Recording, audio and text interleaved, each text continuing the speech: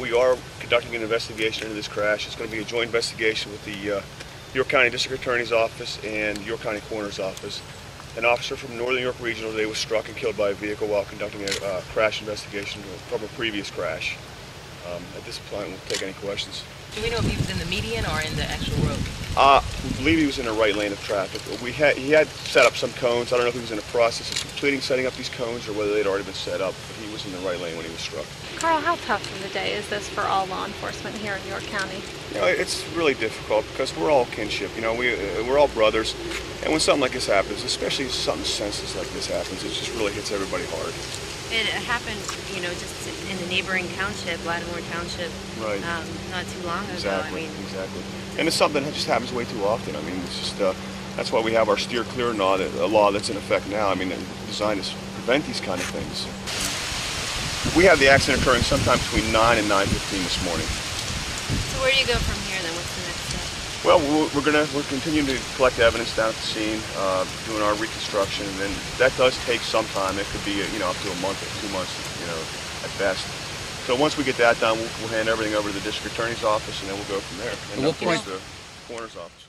Our office will do an autopsy tomorrow morning around 8 o'clock at Lehigh Valley Hospital to determine the exact cause of death.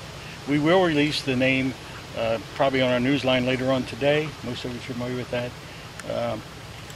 Once we know that notification of all family members has been confirmed. How hard is this for you to investigate? Well, any death is hard, and particularly coming from, as also a fellow police officer. It's always tough, because my next job, of course, is to go speak with the family, so that's the tough part. So what are the unanswered questions at this time? Well, why? For starters, why? Well, I mean, why did she not see him there, or what was she doing? That, and of course speed, and any other things that go along with any general crash investigation. I mean, they have all those questions, at least why, what was going on.